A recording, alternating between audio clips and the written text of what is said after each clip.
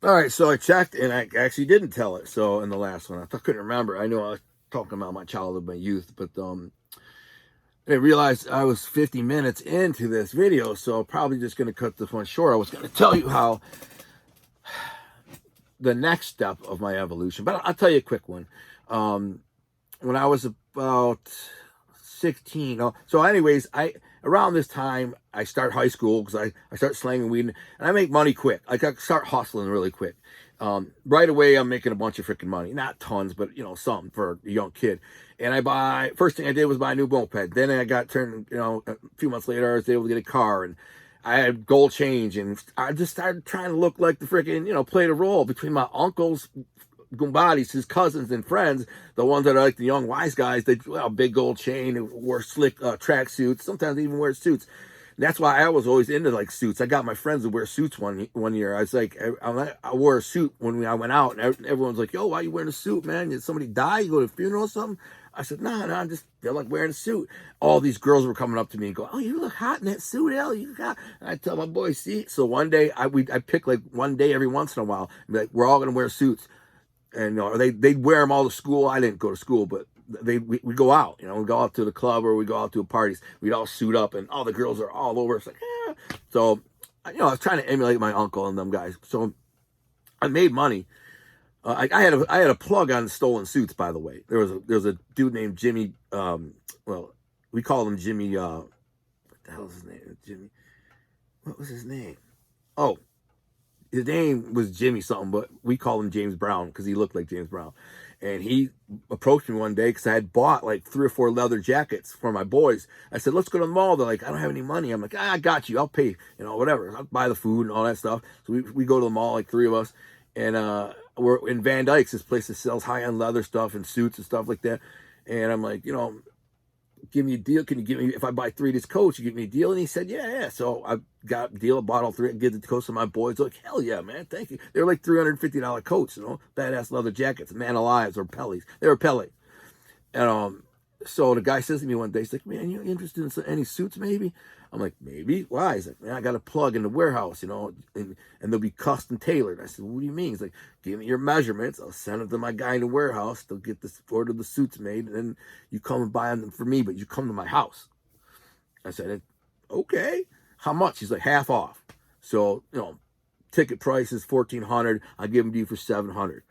I had so much money. I'm like, "Yeah, let me get one." And you know what? I'd say to my Uncle Sal, "Hey, what's your size? You need new suits?" Like, "What do you mean? I got a plug." "All right, this is my size." Boom. My Uncle Pete, my grandpa, my Uncle Joe, Uncle Tony, all these guys. They're buying them suits for Christmas and birthdays. Badass suits. They're like, "Man, Dad, this freaking fly, doing it big."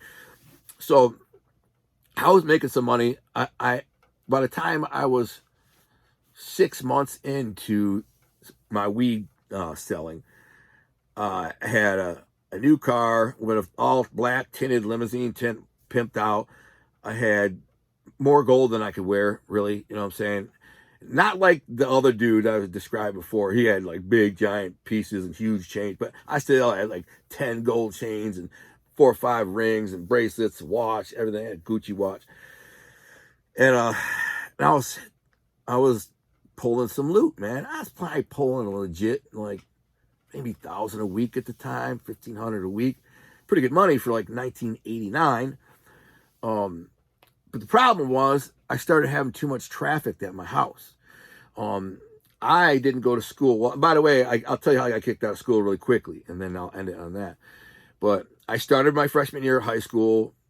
I talked about the bully who tried to bully me, and I stood up to him. Everybody thought I was crazy, but everybody knew I was a drug dealer. And most people shied away from me because they knew I was a drug dealer. You know what I'm saying? I had a fat, like a flashy car, had a crotch rocket Ninja, big gold chains, a beeper. I looked and acted like a drug dealer. And people were like, "Yo, this dude's a drug dealer." And this is before like pot was normal. It wasn't like back then pot was still kind of taboo for most of the kids, like the upper class kids. The burnouts and stoners and losers, it was normal, but not the other one. And they all knew that's who I was.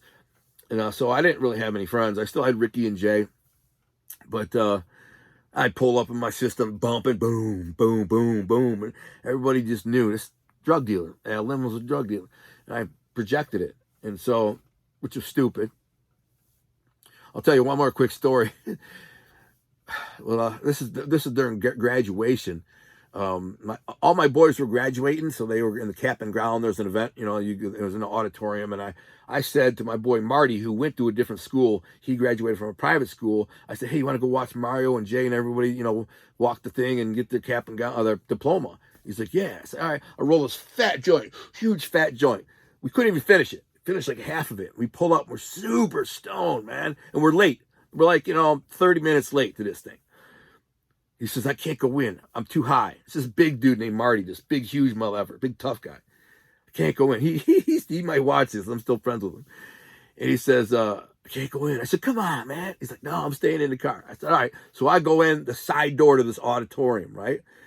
And it was a real sunny day, but it was kind of dark in there. So when I opened the door, boom, like this blast of light goes shooting in the auditorium. And it was quiet. I don't know what was in the middle of something, like they're announcing somebody or something. And it was real quiet, and the squeaky ass door, boom, opens up, and it's me, and I reek like pot. I just got done smoking a fat joint and walked in. I only walked 20 feet from my freaking car, so I know it's smelling like pot. And I open the door, and there's freaking our school cop, Officer Chapman, who, by the way, I made a bomb out of a softball and threw it in his door on Devil's Night. I hollowed it out and freaking, it's a long story how I did it, but it was cool. It wasn't super powerful, but I lit it, stuck it in his freaking front door and in between the two doors and blew his door off. It was in the paper. Anyways, he really wasn't a horrible dude, but he was kind of on my dick all the time. So I opened the door, and he's standing right there. And he looks at me and goes, Mr. Lindblom, how's the drug business? And I'm telling you, all my friends' parents and siblings and everybody were sitting in the crowd right here. They're all just sitting there. And they all, like, as soon as the door opened, they all look over, say, oh, and they're all like, oh, there's Al. And then you hear this cop go, Mr. Lindblom, how's the drug business? And I said, I wouldn't know, man. I got a freaking job. And I weaved my way through the seats up to where I had a whole crew. All my crew was up in the top corner up there. There's about 25 of my friends, right? And I go up there. Well, here's one of the things. My boy Mario was having a graduation party that night. And one of I was tasked with getting the kegs for the party, kegs of beer, because they were going to be there for a while, and I could go to it. And we had a plug at Captain's Keg, which is the liquor store. What was that guy's name? Oh, man. Dave Dejewski, that was the guy's name. He was the guy who sells the kegs. We were all underage. And so I walk up, and they're like, did you get the kegs yet? I'm like, no, I'm working on it, man. You guys got to give me some money. I'm not paying for them. So they all pull out their money and start handing me money. Now, that cop is still watching. I'm up in the auditorium. He's staring dead at me. And he's watching me. And I pull out a knot. I'm not joking. I had a freaking knot this big. 4 inches thick. It was all 5s and 10s and 20s. It was probably maybe $2,000, but it freaking was this big around. And I pull it out. So I start taking all this money, putting it on my knot. Everybody, about 10 people gave me money, 20 people, whatever it was, $5 each. And I put it, and then I watched Jay, I watched Gino, I watched Pasco, I watched Mario all get their freaking diplomas. I said, all right, guys, I'm going to get these kegs. As I'm walking out, I'm seeing all these parents. They're like, hey, Al. And again, as I walked out, again, this guy Chapman says, how's the drug business? I said, what the frick are you talking about, man? I know drug business. I got a freaking job. And I rip up the door and I leave. And man, this was a couple years after I got into the game, though. So back to when I was 16 and I started, I got expelled from school. I got in a couple of fights in the first 10 weeks, or I think it was there 9 weeks. Got in a couple fights, got one fight in the bathroom with some older kid, another fight in the hallway. These two older guys thought they were going to bully me, I started fighting with them. It wasn't like a big fight, but I got busted for it and got suspended. And then finally, the principal, I guess, apparently had smelled me, and I smelled like pot. And he knew I hung around Ricky Witcher. I don't care. He's a scumbag, weasel Witcher. He tried to friend request me recently on Facebook. I don't want nothing to do with that freaking scumbag, phony ass, thieving scumbag, crackhead. And anyways, Ricky had been breaking into all these lockers, right? He found a way to break into lockers. He was stealing people's jackets. He was stealing purses. He was stealing whatever he could find, money. And there's a way to do it. Is you walk along, people always spin their comm when they go to leave, they spin it to make sure it's locked. Well, he just slowly turn it back until it clicked and it would open. Not every time, but he'd get them. And so, but then one day he says to me, he comes over, he's like, "Hey, I got this leather jacket for sale." It was a nice black leather jacket, just kind of a black leather bomber jacket, nice one. You know, it was like $300 jacket. It was dope. Wasn't any brand, but I'm like, he's like, this is my brother's. My brother gave it to me. He grew out of it, so he gave it to me. You want to give me a bag for it? I said, I mean, how much? He's like, give me a quarter. Now, a quarter ounce of weed was $50. And I'm thinking, I paid 20 for it, 25 or whatever it was. It's not a big investment. I'm like, yeah. I said, dude, listen, this jacket ain't stolen from school, is it? Because I know he's stealing all the time. I said, this thing is stolen. He's like, no, this is my brother Frank's. Frank Witcher was a guy who was kind of a half-ass, wannabe wise guy who ended up in prison and indicted with the RICO case for the 96 RICO case for the Detroit mob. There were 11 people indicted. He was the 11th on the indictment, Frank Witcher. Yeah, I was cool with him and stuff, but at the time I wasn't really cool with him, but I became cool with him later on. And I always saw he was just kind of a lackey for another mob guy that was kind of a decent dude. But anyways, so I buy this jacket because he swears up and down it's not stolen. And of course, in the next day or two, I put the jacket on and I wear it to school. And the kid I know the kid he stole it from. His name was Jason Matthews. It's a whole nother story. I actually like that kid. That's the guy whose brother, who I was staying with when I stole 50 pounds of weed. And the guys who owned the weed took this dude named Bunker, Jason Matthews' brother, Bunker, and apparently put a gun to his head and said, we're going to kill you and kill your brother, Jason Matthews, if you don't tell us where the weed is. So he told them it was stashed in his attic of his house. And then he freaking told them, they went and got it. When I came back, it was all gone. And I wanted to kill him, but I was already worried about, I just robbed some other dude for 18 or 25 pounds. I had 18 left. And I'm like, I got to get out of here. It's too hot, whatever. But anyways, Jason Matthews' kid sees me wearing his jacket. It tells the school cop. The school, they bring me in, say, where'd you get that jacket? I said, I bought it from a guy. And they're like, who's the guy? I was like, I don't know his name. And eventually I wouldn't rat on Ricky. So they charged me with, I don't know if it was obstruction of justice or falsifying a police report. I think both. They charged me with falsifying a police report. I know that. And obstruction of justice. I wouldn't tell on Ricky. And then my mother finds out that Ricky did this to me. And I got this charge, these felonies. And my mother calls his mother and says, tell your freaking kid to man up and freaking, be honest. He lied and said it was your other son's coat. And then Alan gets busted with it. Now he's going to get in trouble for it. And so the mother went to Ricky and said, did you do this? He's like, what? No, of course not. I would never do that, Mom. I'm an angel. And so his mom and my mom kind of got to know each other.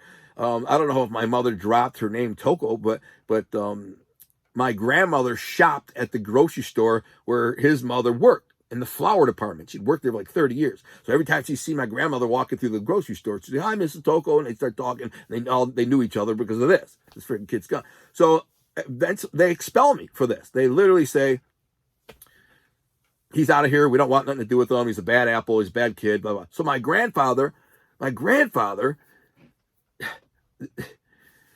my mother must have set this up. My grandfather goes to meet the superintendent of the high school. They got the school cop, the superintendent, the principal, the vice principal, my counselor, and then me, my mom, and my grandpa show up. I had just been kicked out of school. My grandpa walks in, and it's the only time I ever saw him flex his name. It's the only time. He walks in, he says, they're all like, how you doing? He's like, do you know who I am? And they're like, yeah, we know who you are, Mr. Toko. He's like, listen, I want my grandson to stay in school and graduate. And they're like, we don't want him. He ain't welcome here. He's a bad apple. He's in fights. He smells like pot every day when he comes to school. Hangs around a bunch of punks. We don't want him. He's not welcome back here. So he can go to adult ed. And that was the end of it. And I was like, so now, here's what you got to be 16 years old to go into adult ed. I'm only 15 at the time. I'm only 15 freaking years old. So I now sit at home and sell weed for the next several months until I turn 16 years old. And then I start going to this adult ed, which I skipped every day and I barely went to. And I'd leave early every day. I'd show up high, smoke pot during break. They had a smoking room. They had a smoking room. And I would go right outside, smoke a joint, walk back in class. We all smoke pot. Everybody smoked. My teacher smoked pot. We went to a field trip with him. I get in his car and I look down, and a bunch of roaches in the ashtray. Hey, Mr. Boyd, man, what are those? He says, you didn't see none of that. Don't worry about that. It's like, yeah, all right. I got a new customer, man. If you need some, let me know. Anyway, so that's the end of this one. The next one I will kind of tell you about how at this point in my life, my drug operation got too big for me to handle personally, which again, it wasn't like some massive drug operation, but it's just too much traffic in my home. I'll get into that, and I'm going to get into how I got in the steroid business. And you might not think this, a lot of money in the steroid business, but listen, you're going to find out when I tell you the next story how much money there's in it. I wasn't like a big player in the steroid business, but there were huge players. I mean, just guys raking in millions of dollars from these things. I didn't even know this until they got busted. It was all over the newspaper. But anyways, I got into that, and I also got into selling weed from my Uncle Pete. So that's a whole nother thing when he ends up, saying you're gonna sell weed, you can sell my weed. And I was like, yeah, okay. He takes me in the garage and says, take some of them. I think he gave me 10 pounds.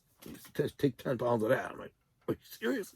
Anyway, so God bless. That's another one in the evolution of my stupid life and failure as a parent failure. I kind of look at it like that. This is what happens when your parents fail. My mother was mentally ill, or she was in a mental institution. I think this time she's outliving my grandparents. My father was a freaking drunken alcoholic who didn't give a shit about me. He didn't even feed me. So, of course, as an industrious, smart young kid, I think, how can I solve this problem? Well, I see a way. This is why people in the hood, guys in the hood, they see a way out, man. They're like, hey, if I do this, if I shake this sack, I can make some money. I can have a car, some clothes, a little bit of money, eat good, blah, blah. I mean, it's the same story everywhere. It doesn't matter if you're white, you're black, or purple. It's the same story. And it all starts with the parents. When the parents fail to raise a child right and instill in them ethics and morals and values, this is what happens. And ultimately, it landed me in prison for 13 years. And so I am blaming my father. I'd say it right to his face. I went to prison because of you failure.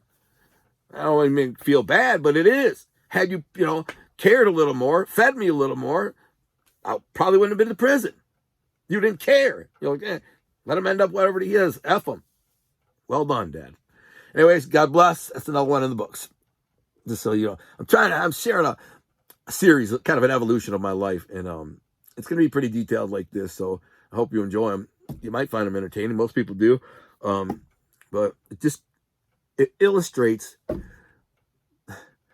the things that led up to why I ended up in prison, and it illustrates how when you're a parent, if you don't raise your child right, this is what can happen.